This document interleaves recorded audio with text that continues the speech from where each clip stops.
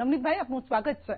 નવનીતભાઈ, ગઈકાલે પણ આપણી વાતચીત થઈ હતી અને સતત આપની પાસેથી અમે અપડેટ લેતા રહીએ છીએ, પરંતુ મુખ્ય જે આરોપીની આપ વાત કરતા હતા, જે દાવો કરતા હતા, તે વ્યક્તિએ એટલે કે જયરાજ આહિર, જેમને એસઆઈટીએ સમન્સ પાઠવ્યું અને તેમને બોલાવવામાં આવ્યા. આ જે સ્ટેપ લેવામાં આવ્યું છે એસઆઈટી તરફથી, તેને લઈને આપની પહેલી પ્રતિક્રિયા શું છે? એક દિવસ પહેલા હું એસઆઈટી સમક્ષ મારા નિવેદન દેવા માટે જ્યાં હાજર થયો હતો, ત્યાં મેં મારા નિવેદનો આપ્યા છે. એના આધારે અત્યારે જયરાજને બોલાવેલો છે ત્યાં, અને જે મેં કઈ પ્રૂફ આપ્યા છે એના ઉપર તપાસ કરે એટલે જયરાજ આરોપી તરીકે આમાં સામેલ થઈ જશે. જી, એટલે આપ એ દાવો કરી રહ્યા છો કે 100% શ્યોર છો કે આરોપી તરીકે જ હવે તેમને જોશે એસઆઈટી જે પુરાવા આપ્યા છે એના આધારે? હા, જો સાચી દિશામાં તપાસ કરશે તો. અચ્છા, એટલે ક્યાંક હજુ આપને શંકા છે કે સાચી દિશામાં તપાસ થાય ન થાય, કારણ કે સમન્સ પાઠવ્યું, આજે પૂછપરછ કરવામાં આવી, કદાચ એમના ઉપર પણ પ્રેશર આવે એવું લાગે છે, એટલે કે ટીમ ઉપર જે તપાસ કરી રહી છે એમના પર પ્રેશર આવે એવું લાગે છે આપને? આપણે પહેલેથી જ જોઈએ છીએ કે પોલીસ શંકાના દાયરામાં પહેલેથી જ રહી છે, બરોબર? તો વિશ્વાસ કરવો તમે, આપણે આ તો એક સમાજની તાકાત, આગેવાનોની, મીડિયા મિત્રોનો સહકાર એટલે પહોંચ્યું છે, નહીં તો તમે જોવો છો પહેલેથી શંકાના દાયરામાં જ પોલીસ છે. અચ્છા, તો નવનીતભાઈ, હવે તમે કોઈ ફોડ પાડશો કે જે પુરાવા આપ્યા છે એ કયા પુરાવા? કારણ કે હવે જે આપ માનો છો અને તમે જે કહી રહ્યા છો કે મુખ્ય આરોપી જયરાજ છે, તો એને તો સમન્સ પાઠવ્યું, પૂછપરછ માટે બોલાવ્યા, તો કયા એ પુરાવા છે જે આપે આપ્યા હતા? 15 પુરાવા. હા, હજુ પણ અમુક એમાં બાકી છે. અચ્છા, જે પુરાવા મેં જે આપ્યા છે એમાં અમુક વસ્તુઓ જે બાકી છે, એટલે હું જાહેર નહીં કરું છું. અચ્છા, અને બીજા હજુ પણ કેટલાક પુરાવા છે આપની પાસે જે આપ્યા છે એના સિવાયના? ના, હજુ તો એ નવા જે કઈ મને મળશે માણસો ધારક, માનો કે હું ઘરે આવ્યો છું પછી કોઈના કોઈ માણસો આવે છે, કામ છે, તેમ છે, ફલાણું હતું, એ કોઈ હું એકઠા કરું જ છું. જી, અને એસઆઈટીએ જે પૂછપરછ કરી ત્યારબાદ હવે શું લાગે છે? હવે શું થઈ શકશે આ કેસમાં? આપને શું લાગી રહ્યું છે? જો એસઆઈટી એમની પૂછપરછ કરીને આરોપી તરીકે એમને સામેલ કરે તો સારી વાત છે, નહીતર તો હજુ અમારે ભલે કદાચ ને હાઈકોર્ટમાં જવું પડે, સુપ્રીમ કોર્ટમાં જવું પડે, તો અમે જવા તૈયાર જ છીએ. અને આપની લડત આપ ક્યાં સુધી ચાલુ રાખશો? આપ શું કહી રહ્યા છો? જ્યાં સુધી જયરાજ આરોપી તરીકે આમાં સામેલ ન થાય ત્યાં સુધી અમારી લડત ચાલુ જ રહેશે. અચ્છા, બીજા પણ કેટલાક લોકો જેમની પૂછપરછ કરવામાં આવી, એક તો ચેતન સોની, રામભાઈ વાળા, આ બે વ્યક્તિ કોણ છે? એ રામભાઈ વાળા છે અમારા ગામના છે, બગદાણાના, અને એમને ટૂંકમાં જયરાજ આહિરે ફોન કર્યો હતો ને એમની પાસેથી મારો નંબર લીધો હતો જયરાજ આહિરે. અચ્છા, એટલે આપનો નંબર એ વ્યક્તિએ આપ્યો હતો? રામભાઈએ એમને ફોન કર્યો હતો કે અમે બગદાણા આવીએ છીએ, હા, નવનીત ક્યાં છે ને કોણ છે ને એ બધી કઈ એની જોડે વાતચીત થઈ છે. તમને લાગે છે એ વ્યક્તિ પણ મળેલા હોય શકે? રામભાઈ પણ મળેલા નથી, એ મારા મિત્ર છે અને એમને ત્યાં એને પણ ઓળખે છે, બરોબર? એટલે એને ફોન કર્યો જયરાજે. અચ્છા, તો રામભાઈ સાથે આપની વાતચીત તો થઈ જ હશે, તો જયરાજ અને રામભાઈની શું વાતચીત થઈ હતી? ફક્ત ફોન નંબર સુધી સીમિત હતી કે બીજી પણ કોઈ વાતચીત થઈ? એની જોડે વાતચીત થઈ હતી. મારા પપ્પાને એને માફી મંગાવી છે, એટલે અમે એને ન્યા બગદાણા આવીએ છીએ એવું એને કીધેલું છે. તો રામભાઈએ કઈક સામે વાતચીત કરી હશે કે કેમ આવી રહ્યા છો અને શું શંકા એ પ્રકારની? હા, એ બાબતે હું પણ પછી રામભાઈ નો મારા ફોન આવ્યો એટલે હું રામભાઈ ની પાસે ગયો હતો ને કે રામભાઈ આ રીતે છે, ભાઈ એના બાપાને મેં ફોન કર્યો હતો ને આ રીતનું મારી પાસે રેકોર્ડિંગ છે, એમને રેકોર્ડિંગ સંભળાવ્યું. એ ચેતનભાઈ ને મોકલું. ચેતન સોની કોણ છે? ચેતન સોની કઈ જયરાજ ની જોડે રહી છે કે માયાભાઈ જોડે રહી છે એવું કઈ છે. અચ્છા, તો એમનું કઈ રીતે આમાં સંડોવણી હોઈ શકે અથવા તો કઈ રીતે કનેક્શન હોઈ શકે ચેતન સોનીનું? શું લાગે છે?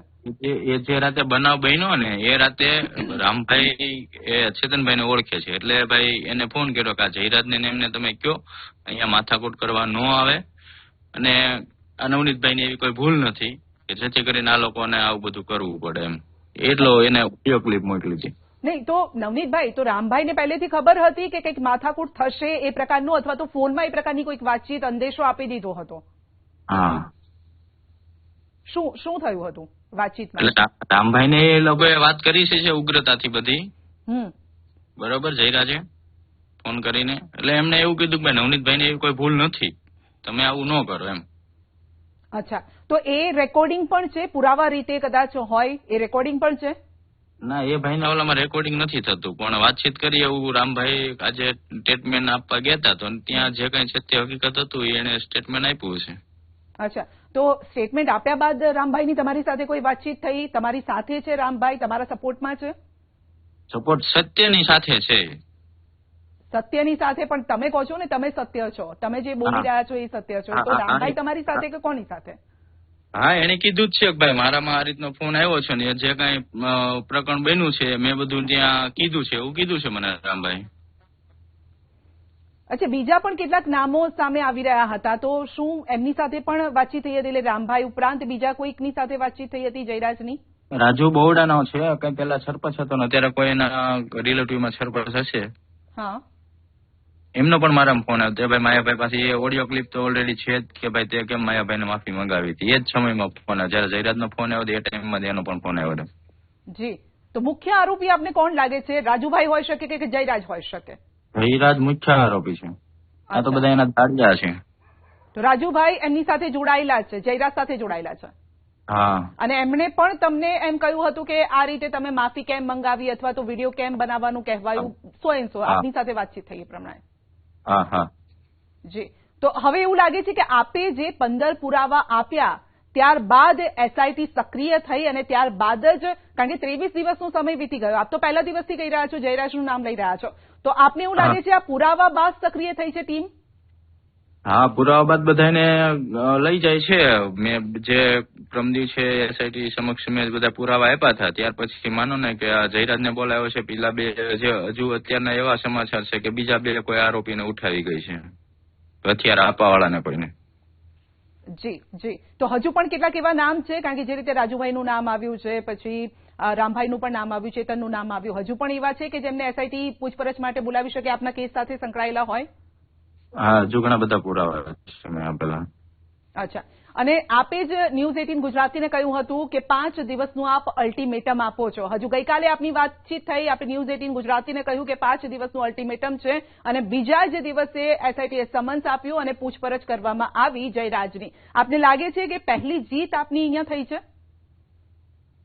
હવે આને આરોપી બનાવે તો અમારી જીત થાય ને, જે આરોપી નો બનાવે તો અમારી જીત કઈ રીતે? પણ કદાચ એવું લાગે છે કે પ્રેશરમાં આવીને આ પૂછપરછ કરવામાં આવી હોય, શું લાગે છે આપને?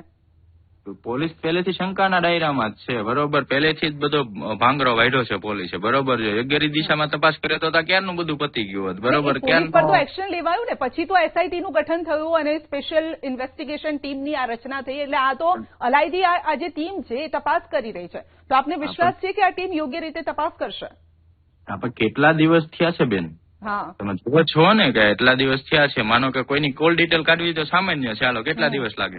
તમે જુઓ તમારી રીતે, હાલો પોલીસ સ્ટેશન એફઆઈઆર લઈને પોલીસને કોલ ડિટેલ કાઢવી તો કેટલા દિવસ લાગે? હાલો જયરાજે મને ફોન કર્યો તો, બરોબર, રામભાઈ ફોન, કોલ ડિટેલમાં એ ટાઈમનું તો આવી જ જવાનું છે ને, કે એટલા દિવસ કોલ ડિટેલ કઢાવવામાં થોડી લાગે? તો હવે શું કરશો આપે અલ્ટિમેટમ 5 દિવસનું આપ્યું, 1 દિવસ આ વીતી ગયો છે, બીજા 4 દિવસ રહ્યા છે, શું કરશો હવે આપ, અથવા તો સમાજ શું કરશે આપની સાથે રહીને? અમારા આગેવાન દ્વારા બધી તારીખ બધું નક્કી થાય જ છે, મહાસંમેલન થાય છે, ગુજરાતમાં આંદોલન થાય છે. આંદોલન કરશો, અને આંદોલનનો મુખ્ય એજન્ડા, હેતુ શું?